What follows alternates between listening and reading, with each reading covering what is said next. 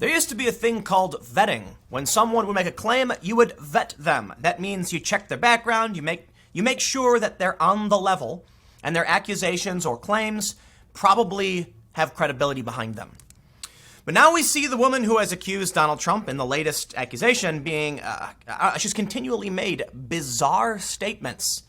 Now, I don't know if you could call this recanting, but she says, quote, "I have not been raped." Okay, I thought so what happened? I mean, I don't understand what she's trying to say at this point. And this is why I say vetting is important. Before they took this woman at face value and put her on TV, they should have vetted her. She has now gone on to say 3 different bizarre statements that make no sense. I mean, they kind of, it's just really weird. And I gotta say, at every turn, it seems like her credibility is just not, there's not really credibility here. So she said this. She said a few other things that we'll go through and we'll take a look because the Daily Wire's got kind of a breakdown of the various things she said. You know, one of the things she said is that she's not going to seek charges because it would be disrespectful to women at the border, which it's like, wait, what? She called the act sexy, and people are like, wait, what? Why did they put her on TV? As I said in the last year, as many people have said, apparently CNN didn't learn their lesson from Michael Avenatti. And you know what? I had good words to say about Avenatti in the beginning because he's a fighter. But then it turns out he's kind of, he's a bad guy and he's in trouble now, so it is what it is. So let's read the story. But before we do, head over to timcast.com/donate if you'd like to support my work. There's a PayPal option for monthly donations, crypto, a physical address, but of course, just like, comment, and share the video if you think it's worth people hearing, because YouTube is restricting suggestions on my channel and others, so it is what it is. So, Ryan writes, actually, I can't even see the beginning because it looks like there's an ad blocking it. I don't know, whatever. They say, bizarre statements surrounding her allegation that she was raped in the 1990s by President Donald Trump, telling the New York Times in an interview that she has not been raped. Okay. She says, every woman gets to choose her word. Every woman gets to choose how she describes it. This is my way of saying it. This is my word. My word is fight. My word is not the victim word. I have not been raped. Something has not been done to me. I fought. That's the thing. So what's the story now then, that she fought Donald Trump and nothing happened and there was no encounter? I mean, they go on to say Carol came out with her allegations late last week, claiming that the incident occurred at the department store Bergdorf Goodman in either the fall of 1995 or the spring of 96, Fox News reports. I've never met this person in my life. She's trying to sell a new book. That should indicate her motivation. It should be sold in the fiction section, Trump said in a response to the allegations. False accusations diminish the severity of real assault.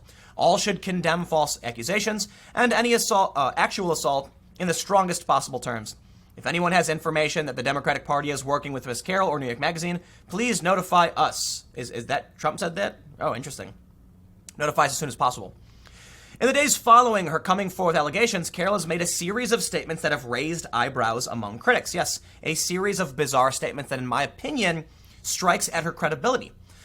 On Saturday, Carroll told MSNBC's Lawrence O'Donnell that she does not want to press charges because, quote, I would find it disrespectful to the women who are down on the border, who are being raped around the clock down there without any protection. Okay, hold on. I mean, that's true. But why? I don't understand. How is that disrespectful at all? I mean, I think it would be respectful to get justice. I mean, look, if the president, if these people on the left think the president is doing wrong by the migrants, wouldn't it be a good thing to seek justice from the man if he attacked a woman himself? What she says is just a bizarre statement that kind of makes no sense. They go on. Carroll told CNN's Anderson Cooper on Monday, this was not sexual. I think most people think of rape as being sexy. Think of the fantasies. Now, this is where it started to get interesting. A bizarre statement. Anderson Cooper immediately cuts to commercial, but here's the thing. This is very similar to an episode of Law & Order SVU. I love that show, by the way. I watch it all the time. And people are sharing this clip of the show where someone says that a woman he was with had a fantasy of putting on lingerie at the Bergdorf Goodman, and then he breaks into the dressing room and has his way with her. And that's really interesting. That's what she claimed happened. She was going to try on lingerie in the dressing room, and Trump went in after her. And then, well, I guess apparently not saying he didn't rape her, so I don't know what's going on. But and then she goes on to talk about the fantasies. That's literally what the SVU episode was about. I mean, coincidences happen. I mean, you do enough episodes of Law and Order and you're going to hear these stories. But is it possible that E. Jean Carroll, who is, relatively old at this point, just kind of made this up? Maybe she saw an episode of Law and Order. Maybe it's I don't know. I'm not going to criticize her memory or age or anything, but I do got to say, we now have the third bizarre statement made by this woman. So at what point do we just say, come on, man, argue the points, drop the nonsense? You know what really, really bothers me? And I've said it in the past few days because it really does. Everything's a lie and we all know it, right? We all know that it's all lies all the time in PR, in the press. It's just lies around the clock. Trump does it too. It's everybody. I'm just so sick of it. Everything is fake. And if you think it's not, man, I got a bridge to sell you, okay? When an accident happens, they come out and they say nonsense. When a politician goes on the stage, they say stuff. It's all nonsense. The Democratic debates, all nonsense. Very few people running for office, I believe, ever have an honest word out of their mouth. PR is literally just lying professionally. Seriously. Because if you told people the truth, you'd get in trouble. So nobody does it. I don't believe this woman for a second because I know everything's a lie. And now she's put out repeated bizarre statements about what's going on. They say Carroll also made interesting comments on CNN's New Day on Monday morning while talking with co-host Allison Camerota. E. Jean Carroll alleges Donald Trump attacked her at a New York luxury department store in the late 90s. Trump denied, so what did she say? Was there a fourth statement? I don't want to play it because CNN's going to come after me, but apparently there are 4 bizarre statements from this woman. So look, there's several things to go at the motivations of individuals, and I don't play silly games denying, first, I will not assume the motivations of individuals. What we have on this story at its face value is a woman claiming Trump attacked her in the 90s. Okay, I hear you. I'm listening. I'm not listening and believing that's ridiculous. I'm listening. Now present, your corroboration. There are 2 people who claim at the time she did tell them that she was attacked. Apparently they're on the record now. Okay, that's good. That's good. But now she's making several bizarre statements which strike at her credibility. We also have the timing. Election season is ramping up. The Democratic debates just happened. And going into the debates, we now have a woman coming out accusing Trump, and she's also selling a book. We have to consider these things as bits of circumstantial evidence to understand the motivations of individuals. You can say the same thing of the Proud Boys and Gavin McInnes and people on the right when they're accused by the left. It's not always so black and white, but it is hard to assume what someone's motivations really are. So in this instance, I don't know, but I can make a guess. I think she's motivated by politics. We know that there's photos of her with Hillary stickers on her car and stuff like that. Again, I am not saying she's not credible because of her politics. I'm saying she's not credible because of these ridiculous, weird statements that kind of make no sense, that seem to be some kind of posturing or pandering. She's now saying she wasn't raped. Does that mean, so the attack happened? Trump didn't, I don't understand. Is she making a political statement with this by saying, I'm not going to use that word? That's weird. She wanted to say that people think it's sexy. That's weird too. So that's why I think I'm bringing up her credibility. I mean, the Law and Order SVU thing is a conspiracy theory. Coincidences happen, okay? And you do enough episodes of Law and Order and you're gonna have coincidences. I will say this though, which is really interesting, is that as it pertains to the Law and Order thing, Law and Order actually uses real stories and then fictionalizes them, right? They use a real story as the basis and then change it a lot. There was one story in SVU that I studied a bit. I took a community college class on criminal justice. It was a 2-month course. And one of the stories we studied had to do with the airport in Chicago. And then it was a couple years later, I saw that story in SVU and I was like, wait, how do I know this story? I knew exactly what had happened.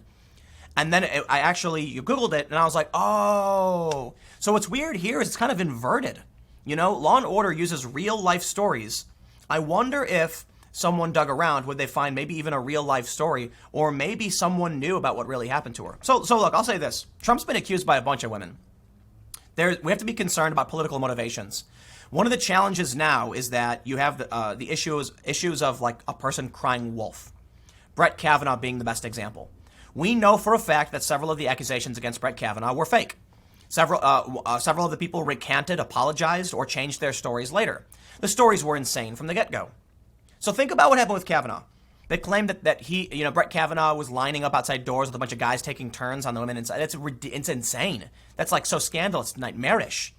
No, not true. It's all nonsense. And now we have a woman coming out saying, this strange story with perfect timing to sell a book. And then she says this weird, bizarre things on TV. And Anderson Cooper's like, well, we'll go to commercial now because she said something, nuts. So I guess as people put it, they should have learned their lesson from Avenatti. There's a problem with vetting in media today, and I think I made those points. But what happened to journalism to where now it's just throw on any old crazy person saying any old crazy thing without fact-checking? Trump claims he never met her. There's a photo of Trump talking to her, and the people on the left are saying that's proof Trump lied. I'm like, no, hold on, man. There's photos of me at parties walking up to people and shaking their hands, and I'll never remember who they are, right? Just because Trump was at a party and he passed by her and said hello doesn't mean he knows who she is. He probably forgot. But of course, context is irrelevant. It's all about tribalism, and this is a weapon for the left. You know what? I'll say this. If you have proof beyond a reasonable doubt, that's the standard we have in our legal system, bring it forward. And it shouldn't even matter if she wants to press charges. The state should investigate. Plain and simple. And then if it turns out they can't corroborate, well, end of story. We investigate crimes. That's what we do. Listen and believe is too extreme. Listen and investigate. How about that? And then if someone makes a claim, we can check into it. And if we find evidence to suggest it, we can carry on. But in this instance, you have people saying just believe whatever they say. It's like, yeah, I'm not playing that game, right? Because we've seen how that plays out. We've seen how it played out 100 years ago. There were a lot of racist circumstances around just believing whatever someone said. And it seems like many people on the left don't learn their lessons from history. In fact, in a lot of ways, they're actively trying to purge it, like destroying paintings, destroying art, getting content from the past banned from certain platforms. It is what it is. I don't want to rant too much on this because I'm going to do another segment at 4 p.m. talking about where the Democrats are and what's happening. So stick around. That'll be at youtube.com/Timcast. It is a different channel. Again, you can find the podcast every day at 6:30 p.m. on all podcast platforms. So subscribe, leave a good review, comment below, and I will see you all in the next story.